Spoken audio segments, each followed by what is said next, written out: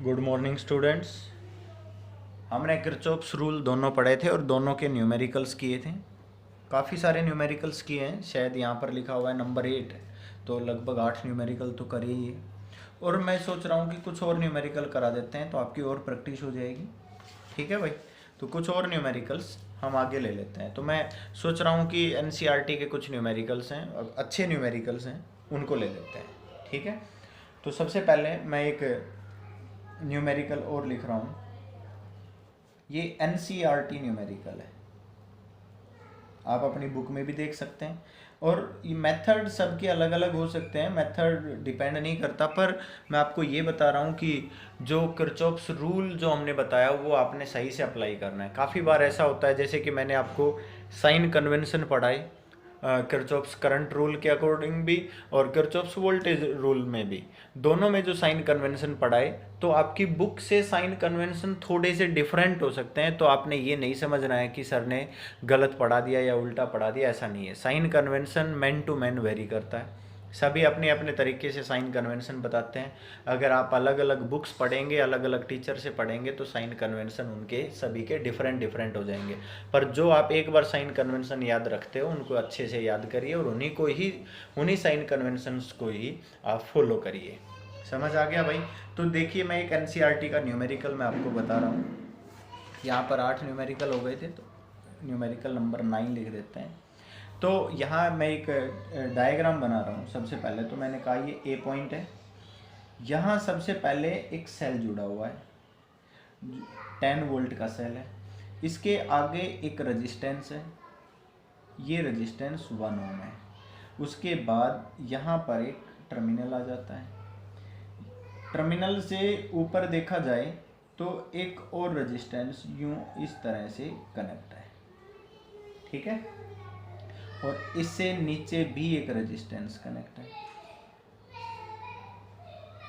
Diagram का बहुत अच्छे से ध्यान रखना है। ये कहता है कि इस टर्मिनल पर देखते हैं, ये टर्मिनल बी, इस टर्मिनल को सी और इस टर्मिनल को डी टर्मिनल बोला गया है। ठीक है, अब ए से बी के बीच में एक रेजिस्टेंस जोड़ा गया है और इस रेजिस्टेंस को 4 ओम बताया गया है, इस रेजिस्टेंस को 2 ओम और इस रेजिस्टेंस को भी 2 ओम। ये सीधा बी पर कनेक्ट है। यहाँ पर भी एक रेजिस्टेंस बनाया गया है और ये रेजिस्टेंस भी क्या है, 4 ओम। क्लियर है? अब ये कहता है कि एक और सेल जोड़ा गया जो डी और ए के बीच में कनेक्ट है, यू। ठीक है,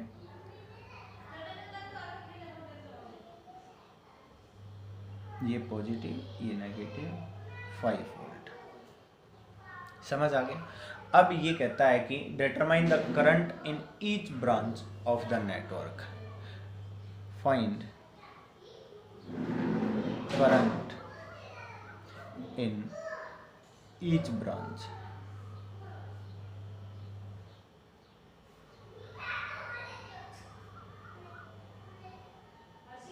ऑफ नेटवर्क। ठीक है, जो भी ये नेटवर्क है इसके हर ब्रांच में आपने करंट की वैल्यू फाइंड आउट करनी है। तो देखिए ध्यान से, सबसे पहली बात तो यही है कि करंट की शुरुआत कहाँ से करेंगे। तो हम कोशिश करते हैं कि जो सबसे बड़ा सेल है वहीं से करंट की शुरुआत की जाए, वरना आप चाहो तो करंट की यहाँ से भी शुरुआत कर सकते हो, कोई फ़र्क नहीं पड़ेगा। आपने ये कहा कि यहाँ से जो करंट है वो करंट I1 जा रहा है। करंट कितना जा रहा है बेटा, I1। ठीक है, अब आपने ये कहा कि करंट डिवाइड हो गया, दोनों इधर भी 4 ओम है इधर भी 4 ओम है। आपने कहा इधर करंट चला गया I2, तो इधर बच गया I1 माइनस I2। यहाँ तक क्लियर है भाई? डिवाइड तो होगा क्योंकि ये तो क्या है, जंक्शन है। अब आपने कहा यहाँ से I2 करंट आ रहा है, यहाँ से I1 माइनस I2 जा रहा है। अब आपने ये कहा कि यहाँ से जो एक और सेल जुड़ा हुआ है यहाँ से भी तो करंट जाएगा, तो आपने कह दिया यहाँ से करंट गया I3। अब I3 करंट यहाँ से गया और I1 माइनस I2 यहाँ से, तो यहाँ पर कितना आ गया भाई, यहाँ करंट की वैल्यू क्या हो गई बतानी पड़ेगी, I1 minus I2 plus I3। कोई प्रॉब्लम नहीं है। अब आपने क्या कहा, मैंने आपसे एक बात और बता रखी है कि जिस सेल से जितना करंट बाहर निकलता है उस सेल में उतना ही करंट एंटर भी करना चाहिए। अब यहाँ से करंट आ रहा है I1 minus I2 plus I3, जैसे यहाँ पर आया तो इधर वापस करंट आएगा I1, मतलब I1 इधर चला गया तो यहाँ कितना बच गया भाई, यहाँ से I1 आ रहा था, यहाँ से I2 आ रहा था, यहाँ से I2 आ रहा था, तो यहाँ कितना बच गया भाई बताइए, यहाँ आ गया माइनस I2 प्लस I3। ठीक है भाई, क्योंकि I1 तो इधर चला गया ना, तो यही तो बचा माइनस I2 प्लस I3, और माइनस I2 प्लस I3 यहाँ आ गया और I2 इधर आ गया, तो यहाँ कितना बच गया I3। देखो यहाँ से I3 गया था, तो मेरे मेरे हिसाब से तो पूरा सिस्टम बन ही गया होगा।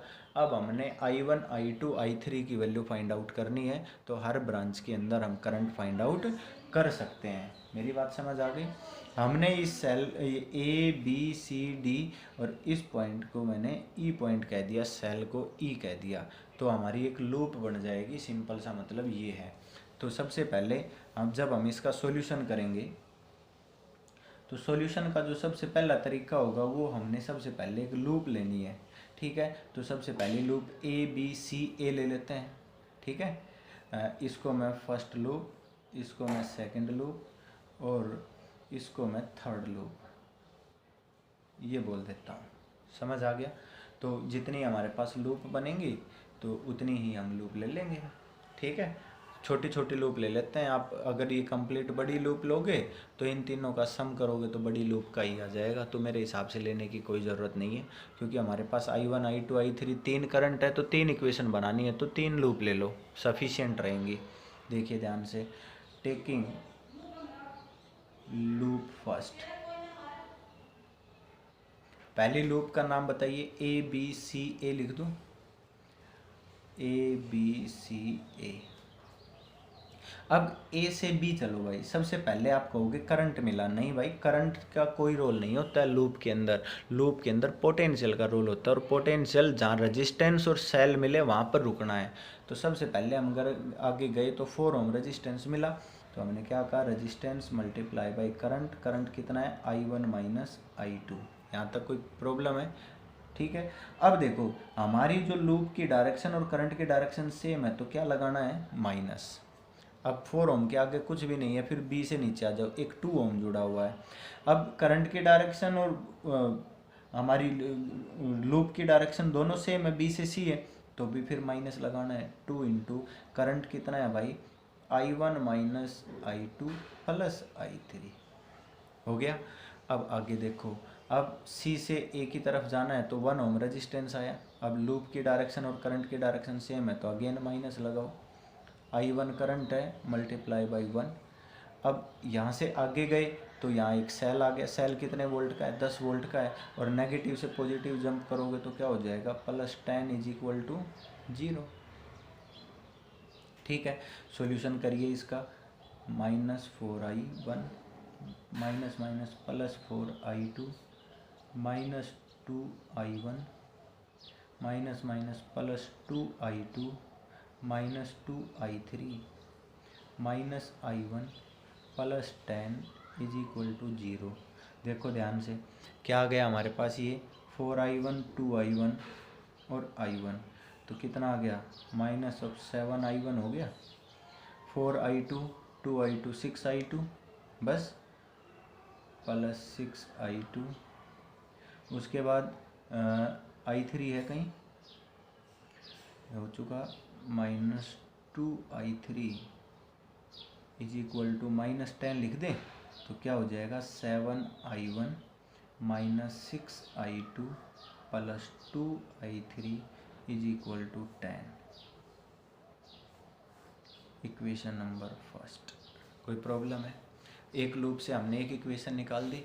अब हम क्या कहेंगे भाई, टेकिंग लूप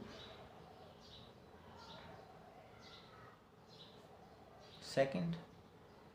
सेकंड ये लूप है, तो कौन सी ले लें भाई, ACD, A ले लें, ACDA। ठीक है भाई। अब चलिए देखिए, अब जैसे ही आप ए से सी की तरफ चल रहे हो तो सबसे पहले सेल आया, सेल पॉजिटिव से नेगेटिव जंप किया तो -10। ठीक है। अब 1 ओम रेजिस्टेंस आया, करंट कितना है इसमें, I1 है, तो क्या लिखेंगे, +I1 मल्टीप्लाई बाई 1। ठीक है भाई, क्योंकि हम लूप से जो करंट की डायरेक्शन है उससे अपोजिट डायरेक्शन में हम चल रहे हैं। उसके बाद सी से डी की तरफ आ जाइए, सी से डी की तरफ आ रहे हैं तो करंट की डायरेक्शन और हमारी जाने की डायरेक्शन दोनों सेम है, तो किसका साइन आएगा, माइनस का। 2 इंटू क्या लिखा जाएगा, -I2 + I3। कोई प्रॉब्लम है। अब डी से ए की तरफ आइए, भाई इधर कितना करंट आ रहा है, I2 करंट आ रहा है, यहाँ कितना करंट आ रहा है, I2 करंट है, और हम इससे अपोजिट डायरेक्शन में जा रहे हैं तो प्लस क्या लिख दें, 4I2। ए पर पहुँच गए, क्या लिख दिया, 0। अब हम इसका सॉल्यूशन करेंगे तो क्या हो जाएगा भाई, I1 पहले लिख दूँ, यहाँ क्या हो जाएगा, माइनस +2I2 और +4I2 कितना हो गया, +6I2। अब -2I3 = क्या हो गया, 10। इक्वेशन नंबर 2 लिख दूं यहाँ पर। ठीक है भाई। अब हमने क्या किया, एक और लूप ले लेते हैं, टेकिंग लूप। कौन सी ले लें भाई, BCDEB ले लो, लूप 3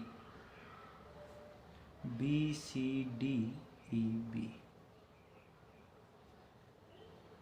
चलो देखिए, बी से सी की तरफ आइए तो देखिए करंट की डायरेक्शन और लूप की डायरेक्शन सेम है, तो -2 इंटू करंट कितना है इसमें, I1 -I2 + I3 हो गया यहाँ तक। उसके बाद सी से डी आ जाओ तो भी अपोजिट लगाना है, 2 इंटू -I2 + I3 हो गया। अब ऊपर चलिए, सेल आया, सेल आया तो नेगेटिव से पॉजिटिव जंप किया तो +5 = 0। ठीक है भाई, उधर हम सॉल्यूशन कर लेंगे इस। तो यहाँ पर क्या हुआ भाई, हमारे पास -2I1 +2I2 -2I3 +2I2 -2I3 +5 = 0। 2I1 -2I1, I2 कितना हो गया भाई, +4I2। फिर ये -I3 है, ये भी माइनस है, तो -4I3 = -5। तो क्या लिखते हैं हम, 2I1 sorry -4I2 +4I3 = 5। Equation number 3 हो गया भाई। अब हमने देखिए इक्वेशन बना दी 3, और हमारे पास I1 I2 I3 3 ही वैल्यू है, यही हमने फाइंड आउट करनी है। उसके बाद तो हम हर एक ब्रांच के अंदर करंट फाइंड आउट कर ही सकते। अब सॉल्यूशन कैसे करेंगे भाई, अब इस तरह, सबसे पहले तो हम इन दोनों में से किसी I1 को नेगलेक्ट कर लें, फिर इन दोनों में से I1 को नेगलेक्ट कर लेंगे, वो I2 I3 की टर्म में आ जाएगा, तो I2 I3 आ जाएगा। तो इस वैल्यू को 7 से मल्टीप्लाई कर लेते हैं और सॉल्यूशन कर लेते हैं। From equation first and second, ठीक है। पहली इक्वेशन क्या है, 7I1 - 6I2 +2I3 = 10। और ये वैल्यू क्या है भाई, I1 + 6I2 -2I3 = 10। देखो ध्यान से, दोनों को ऐड कर दें, दोनों को ऐड करेंगे तो क्या हो गया, ये कैंसिल, ये भी कैंसिल।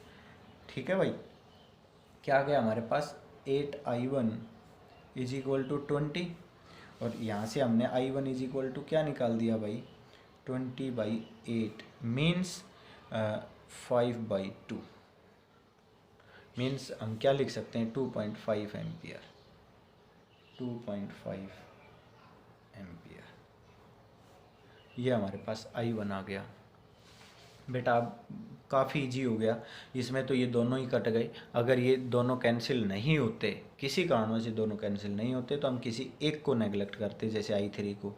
फिर हम कोई दो इक्वेशन लेते, उसमें भी सेम उसी टर्म को नेगलेक्ट करते, तो हमारे पास दो इक्वेशन नहीं बनती, और उसके बाद हम सॉल्यूशन करते। अब हम मान लीजिए I1 की वैल्यू यहाँ पुट करते हैं, तो देखिए I1 की वैल्यू आपने यहाँ पुट की 2.5, तो हमारे पास क्या आ गया, पुट I1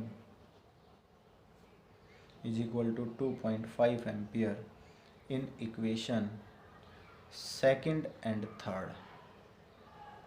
सेकंड और थर्ड में पुट करिए बेटा, 2.5 यहाँ पुट किया तो क्या आ जाएगा यहाँ से, 6I2 minus 2I3 is equal to 10 minus 2.5, 7.5 हो गया।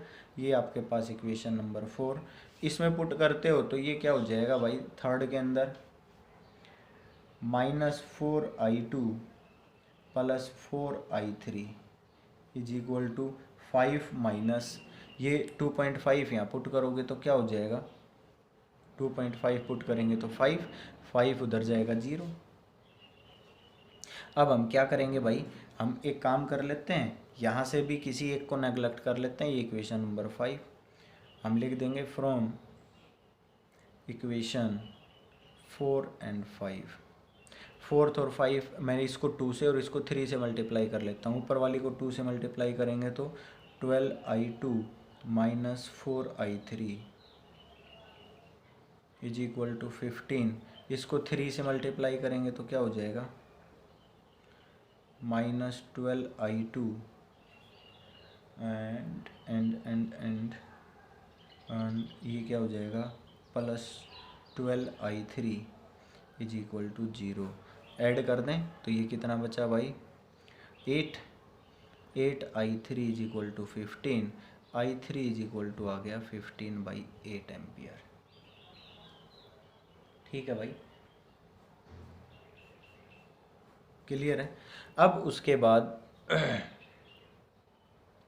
एक I2 निकाल लेते हैं। अब I3 आ गया तो अब I3 की वैल्यू को कहीं पर भी पुट कर लो भाई। मान लीजिए I3 की वैल्यू को यहाँ पर पुट कर लिया तो क्या कहोगे भाई, 4I2 is equal to 4I3, 4 से 4 cancel, I2 is equal to, ये तो गड़बड़ हो गई क्या, 4 - 4I2 इज इक्वल टू, ये राइट साइड जाएगा तो प्लस हो जाएगा, माइनस माइनस कैंसिल, 4 से 4 कैंसिल, तो ये तो दोनों वैल्यू ही सेम आ गई। तो I2 की वैल्यू क्या आ गई, सेम। तो हो सकती है भाई दोनों सेम ही आ जाए, क्योंकि दोनों तरफ 4 ओम है ना, तो बिल्कुल सही है। क्या आ जाएगा, ये भी 15/8 एम्प्स आ जाएगा।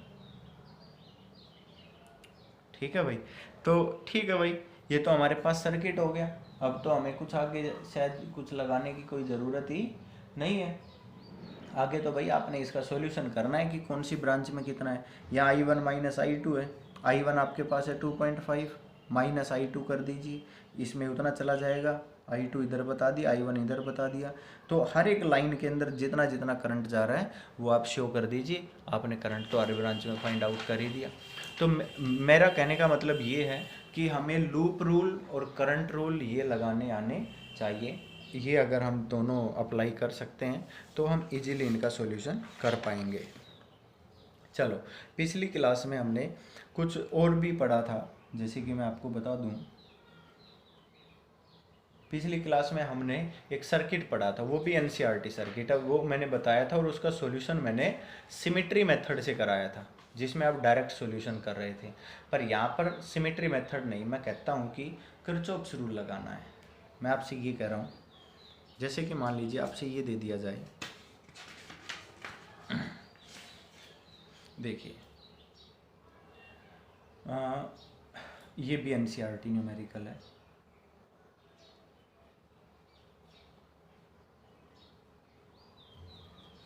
ये कहता है कि आपके पास जो है ना एक क्यूब है,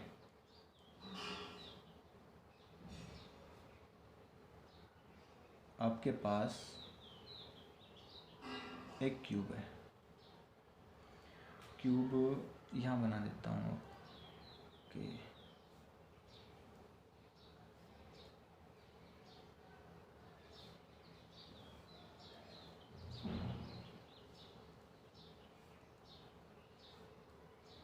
बन गया भाई क्यूब। मैंने ये कहा कि मैं इसके दो टर्मिनल ले रहा हूँ, एक टर्मिनल ये वाला है और एक टर्मिनल ये वाला है। यहाँ से करंट एंटर कर रहा है, यहाँ से करंट बाहर निकल रहा है, और इसका कनेक्शन मैं एक सेल की हेल्प से, एक की हेल्प से एक सेल के साथ कर रहा हूँ।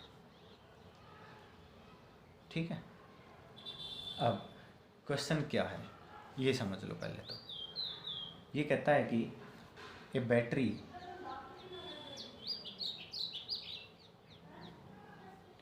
Of 10 volt and negligible resistance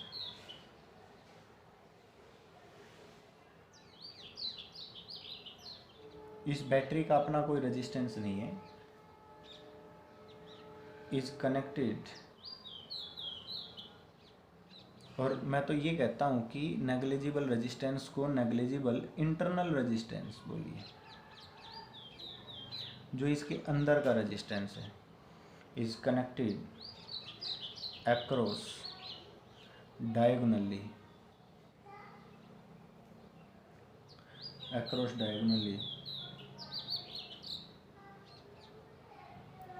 opposite corners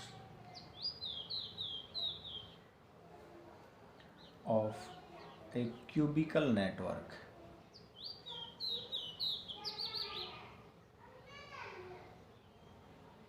consisting of 12 resistors, each of resistance 1 ohm.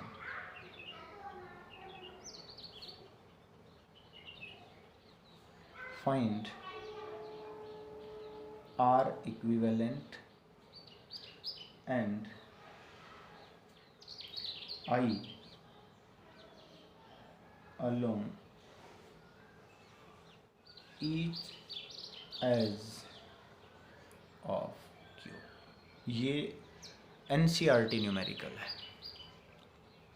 क्या कहा इन्होंने, आपके पास एक बैटरी है जो 10 वोल्ट की है, यहाँ कनेक्ट कर दी गई है, इसका इंटरनल रेजिस्टेंस 0 है, इसको डायगोनली जोड़ा गया, तो ये डायगोनल है मेरे हिसाब से।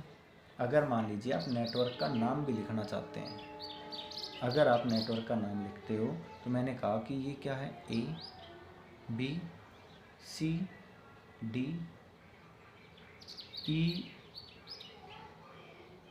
D के बाद E, इसको F लिखता हूँ, F G H, एकदम क्रॉस हो गया। मतलब डायगोनली का मतलब है कि आप अपने रूम के corner to corner, opposite corner के अंदर एक रोड लगा दो तो वो आपके क्यूब का डायगोनल मिलेगा। तो इस तरह आपने डायगोनली वायर को बैटरी को टच करना है। अब इसने क्या कह रखा है कि जो क्यूबिकल नेटवर्क है उसमें 12 रजिस्टर हैं।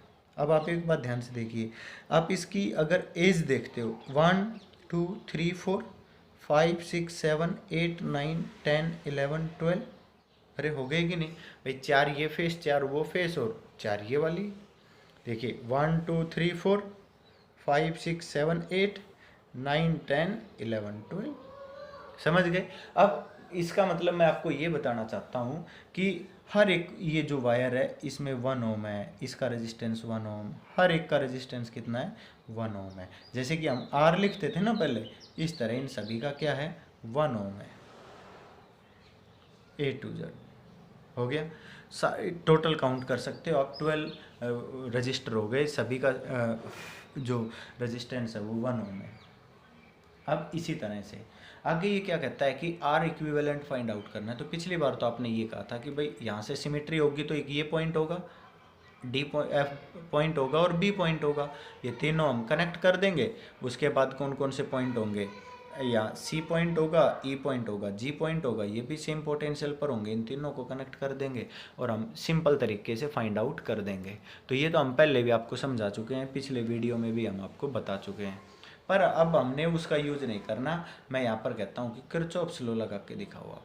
तो देखिए बेटा ध्यान से देखिए, आपने क्या कहा कि करंट अगर हम देखेंगे तो ये सारे 1 1 ओम है और इनमें जो करंट है 1 ओम है, और उसके बाद जैसे ए से डी पॉइंट, उसके बाद 1 ओम दो, यहाँ से ए से F point 1 ohm too, B point 1 ohm too. तो इस तरह से कोई भी डायरेक्ट टर्मिनल के साथ भी कनेक्ट नहीं है, और इस तरह से आगे सिमेट्रिक रूप से बढ़ रहा है। तो ये सेम पोटेंशियल पर हो गई, तो मतलब इन तीनों ब्रांच में करंट क्या जाएगा, सेम। तो मैं आपको समझाना चाहता हूँ, ये बिल्कुल आसान कैलकुलेशन के लिए हम यहाँ पर क्या कहेंगे, 6 एम्पियर करंट लेंगे। कितना लेंगे, 6 एम्पियर। तो हम कहेंगे 2 एम्पियर इधर चला गया, 2 एम्पियर इसमें चला गया, और 2 एम्पियर इसमें चला गया। तीनों में 2 एम्पियर चला गया। अब आपके दिमाग में आ रहा है कि 6 एम्पियर क्यों लिया। 1 मिनट रुक जाइए, उसके बाद आपको समझ आ जाएगा। आपने कहा कि यहाँ से 2 एम्पियर यहाँ चला गया, अब फिर दो ब्रांच है, 1 ओम जुड़ा हुआ है। क्या कहोगे भाई, 1 एम्पियर करंट इधर और 1 एम्पियर करंट इधर। भाई 2 को बराबर बराबर बांट देना, 1 एम्पियर यहाँ चलेगा ही करंट। अब उसके बाद ध्यान से देखिए, इसी तरह 2 एम्पियर यहाँ गया, तो क्या कहेंगे, 1 एम्पियर इधर और 1 एम्पियर इधर चला गया। यहाँ से 2 एम्पियर गया, तो क्या कहा आपने, 1 एम्पियर और 1 एम्पियर इधर। क्लियर है। अब देखिए अगले पॉइंट पर पहुंच जाइए। अब यहाँ से 1 एम्पियर ऊपर जा रहा है, यहाँ से 1 एम्पियर जा रहा है, तो यहाँ ई पॉइंट पर मिलने के बाद कितना जाएगा, 2 एम्पियर। इसी तरह से सी पॉइंट पर देखिए, डी से 1 एम्पियर आ गया, बी से 1 एम्पियर आ गया, जुड़ने के बाद कितना हो गया, 2 एम्पियर। यहाँ जी पॉइंट पर देखिए, 1 एम्पियर इधर आया, 1 एम्पियर इधर, तो कितना आ गया, 2 एम्पियर। यहाँ तक क्लियर हुआ भाई। तो हम क्या बताना चाह रहे हैं आपको, मैं ये बताना चाह रहा हूँ कि यहाँ पर जी सी ई सिमेट्रिक पॉइंट है जिनको अटैच किया था कॉमन पोटेंशियल पर, D F B common potential पर अटैच किया था, ये भी हमारे इक्विपोटेंशियल सरफेस हैं। समझ आ गया। अब हमने क्या कहा भाई, करंट हमारे पास चला गया, 6I करंट लिया था, तो ये 2I हो गया, ये I हो गया। इस तरह से आपने इनको बांट दिया भाई, ये फिर 2I हो गया, यहाँ पर 2I हो गया, ये I हो गया, ये 2I हो गया, ये भी I हो गया, ये I हो गया, यहाँ 2I हो गया। अब देख लीजिए, अब हम इसका मतलब अगर हम सॉल्यूशन करेंगे तो हम एक सबसे बड़ी लूप ले लेते हैं, जो आर पार कहीं से भी घुमा कर ले सकते हो यूँ। आप ये यहाँ से यूँ घुमा कर भी ले सकते हो। हम सबसे पहले एक लूप ले लेते हैं, लार्ज लूप ले लेते हैं जिसमें EMF वगैरह सब आ जाए। तो मैं यहाँ से शुरू कर देता हूँ बेटा, ADEH, ADEH, H से सेल पर आइए, यहाँ पर एक पॉइंट रख देते हैं बेटा, H J point, JA taking loop,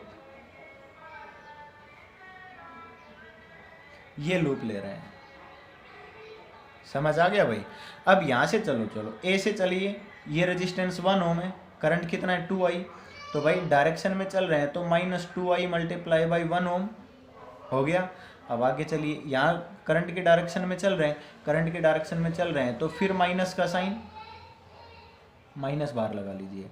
यहाँ करंट कितना है, 1 एम्पियर, तो 1 ओम मल्टीप्लाई बाई 1 एम्पियर। फिर आगे चलिए, 2 एम्पियर करंट है, फिर माइनस का साइन, तो क्या लिखेंगे, 2 मल्टीप्लाई बाई 1 ओम। ठीक है। उसके बाद फिर H पर आ जाइए, यो घूमकर यहाँ कितना आ गया, 10 वोल्ट। नेगेटिव से पॉजिटिव जंप करेंगे तो +10 इज इक्वल टू क्या लिखा जाएगा, 0। बोलो लिखा जाएगा कि नहीं। और दूसरी बात, अगर आप R रेजिस्टेंस और इनकी टर्म में भी निकालना चाहते तो भी निकाल देते। समझ आ गया।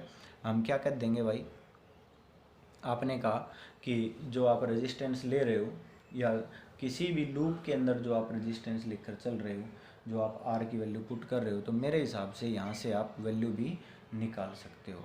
तो यहाँ से क्या आ जाएगा बेटा, -2I, यहाँ से क्या आ जाएगा, -I, यहाँ से फिर आ जाएगा, ये 2I था इसमें, -2I इज इक्वल टू क्या आ गया, -10। तो 2 यहाँ से I की वैल्यू निकाल देनी है हमने, तो कितना आ गया, 22415I इज इक्वल टू 10, और I इज इक्वल टू क्या आ गया हमारे पास, 2 एम्पियर। कोई प्रॉब्लम है। ठीक है भाई। अब देखिए हम क्या कहेंगे, हमारे पास 5 एम्पियर करंट आ गया, ये सॉरी 2 एम्पियर करंट आ गया। अगर हमारे पास 2 एम्पियर करंट आ गया तो हम सभी ब्रांचेज के अंदर जैसे आई की वैल्यू 2 एम्पियर आई है तो यहाँ पर कितना करंट जा रहा है भाई 2 आई, तो कितना हो गया 4 एम्पियर। यहाँ कितना जा रहा है आई जा रहा है तो क्या कह देंगे हम 2 एम्पियर। जहाँ आई जा रहा है वहाँ 1 एम्पियर, जहाँ 2 आई जा रहा है वहाँ 4 एम्पियर, जहाँ 6 आई जा रहा है वहाँ पर 12 एम्पियर। इस तरह से हम निकाल देंगे ब्रांचेज में जहाँ पर भी जितना है वो निकाल दिया जाएगा। अब करंट हमने निकाल दिया यहाँ से एक लूप बनाकर, जो सीधा इन्होंने दिया हुआ था हमने उसी के अकॉर्डिंग कह दिया। अगर आप ये कहते हो कि भाई इस नेटवर्क का टोटल रेजिस्टेंस भी फाइंड आउट करना है, भाई आप एक बात बताइए, यहाँ टोटल करंट इन सर्किट कितना है? टोटल करंट इन सर्किट ध्यान से देखो तो भाई 6 आई है ना, 6 मल्टीप्लाई बाई 2 कितने एम्पियर है? 12 एम्पियर। भाई टोटल ईएमएफ की बात करें, टोटल पोटेंशियल की बात करें तो वो कितना है 10 वोल्ट। और भाई रेजिस्टेंस क्या होता है? ईएमएफ अपॉन करंट, 10 अपॉन 12 कितना आ गया भाई 5 अपॉन 6 ओम। सीधा आंसर है। मतलब हमने तो ना कोई सिमेट्री रूल लगाया ना कोई पुराने रूल लगाए, हमने तो नए वाले सिंपल रूल से ही कर दिया। समझ आ गया? अब मैं आपको बताता हूँ, मान लीजिए इसी सर्किट को थोड़ा सा चेंज करके दे दिया जाए तो आपने सिमेट्री रूल ही देखना है। चलो मैं इसी सर्किट का एक और न्यूमेरिकल लिखता हूँ और मैं उसके अंदर आपको हिंट दे रहा हूँ, आपने सॉल्यूशन करना है। जैसे कि मान लीजिए आपने यहाँ पर एक क्यूब बना दिया। जो पिछला न्यूमेरिकल था वो एनसीईआरटी था, पर ये एनसीईआरटी नहीं है, पर ये भी इसी तरह का ही न्यूमेरिकल है। और मैं आपको समझाना चाह रहा हूँ कि आपने करना क्या है। भाई हर एक ये 1 ओम की है, लिखने की ज़रूरत नहीं है वरना डायग्राम में काफ़ी गड़बड़ सी नज़र आती है। यहाँ से एंट्री करी करंट की और यहाँ से बाहर निकाल दिया। अब यहाँ पर सिमेट्री देखना बहुत मुश्किल है। पिछली बार तो आपने देखा था कि हमने इनको बड़ी आसानी से डिवाइड करा दिया था। मैं नाम लिख रहा हूँ A B C D and E F G H, ऐसे मैंने नाम लिख दिया। अब क्या करना है आपने इसमें हर एक के अंदर करंट फाइंड आउट करना है, टोटल आपने ये इसका रेजिस्टेंस फाइंड आउट करना है। If small R ohm be resistance of each edge और वायर, जैसे ये वायर है आर रेजिस्टेंस, ये वायर है आर रेजिस्टेंस, हर वायर का रेजिस्टेंस आर है, ये मानकर चलना है। आपने आर इक्विवेलेंट निकालना है। कैसे निकालेंगे? सर्किट के अंदर से तो सबसे आसान क्या है? आप देखो ये जंक्शन है, जंक्शन से 3 डायरेक्शन में करंट डिवाइड होगा। बोलो होगा कि नहीं? ए से एंट्री करेगा तो मान लीजिए आप यहाँ पर कुछ भी करंट लिखते हैं तो 3 डायरेक्शन में डिवाइड करेंगे। क्या तीनों में इक्वल इक्वल डिवाइड कर दोगे? नहीं कर सकते। पता है क्यों? क्योंकि यहाँ पर आउटपुट है बाहर।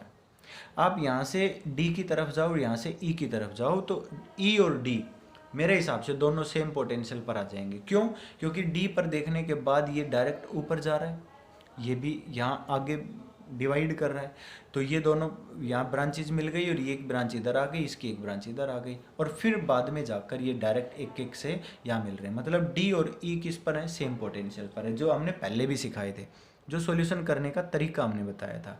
तो अगर यहाँ पर हमने कहा कि भाई यहाँ वाई करंट जा रहा है तो यहाँ पर भी कितना करंट कहते हैं? वाई, और इधर मैं बता देता हूँ एक्स, तो यहाँ कितना बता दिया जाएगा? एक्स प्लस 2y करंट बता दिया हमने। ठीक है।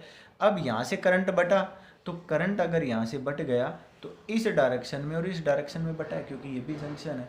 आपने कहा कि मान लीजिए इधर जेड करंट चला गया तो यहाँ क्या बच गया? वाई माइनस जेड, क्योंकि हमने अब लूप बनानी है और एक्स माइनस वाई के टर्म में लिखना है। इसी तरह से इस ब्रांच में भी हम बता सकते हैं कि देखिए ये इधर जेड जा रहा है तो आप इधर जेड ले लीजिए, जेड, तो यहाँ वाई माइनस जेड गया तो यहाँ कितना चला जाएगा बेटा? वाई माइनस जेड हो गया।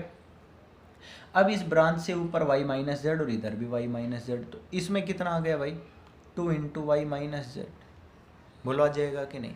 यहाँ से आपका z आया, अब यहाँ y माइनस जेड, देखो इधर y माइनस जेड जा रहा है, इधर से y माइनस जेड वापस ले आओ, बांट दो, आधा आधा कर दो, और इधर से भी y माइनस जेड को बांट दीजिए। देखो y माइनस जेड इधर आया, z इधर गया, दोनों को ऐड करेंगे, इस जंक्शन पर आकर ऐड होगा तो इधर कितना जाएगा? y।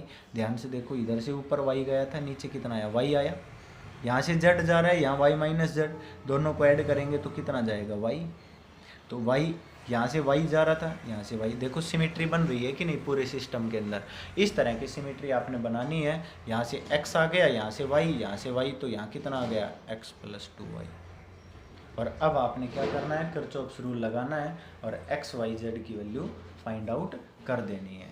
जब आप किरचॉफ्स रूल लगाओगे तो एक्स वाई जेड की टर्म में आपका आंसर आ जाएगा और आप हर ब्रांच में करंट भी बता पाओगे और नेट रेजिस्टेंस भी आप बता दोगे जब आपके पास एक्स वाई जेड तीनों की वैल्यू आ जाएगी।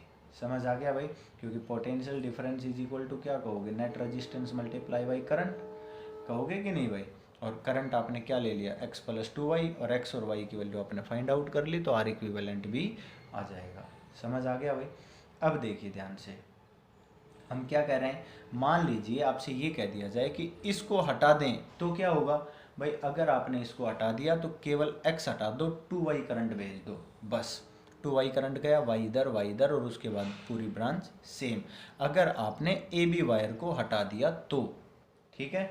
और अगर आपने यहाँ डायगोनली ले लिया तो सिमेट्री दिखानी है, सिमेट्री के लिए इधर x और इधर y, ठीक है। और फिर इनको डिवाइड करना है जेड के साथ और कोई भी जो आप टर्म लेते हो उनके टर्म में, ठीक है। तो आप इस तरह के न्यूमेरिकल्स को आप करके देखिए। मैंने अपनी तरफ से किरचॉफ्स के न्यूमेरिकल करा दिए और अगर आपको प्रॉब्लम आए तो आप मेरे को भेजिए और मैं आपकी प्रॉब्लम का सॉल्यूशन करूंगा, आपको समझाऊंगा। और आपने इनकी प्रैक्टिस करनी है, अच्छे से प्रैक्टिस करनी है। किरचॉफ्स रूल बहुत ज़्यादा यूज होगा। और कल हम सेल करेंगे, कल हम सेल पढ़ेंगे सीरीज और पैरेलल। और सीरीज और पैरेलल के रूल तो आपको याद होने चाहिए, जो रेजिस्टेंस में पढ़ा था, कैपेसिटर में पढ़ा है। तो इसी तरह से वो सारे रूल आपको याद होने चाहिए तो आप कर पाओगे। Thank you.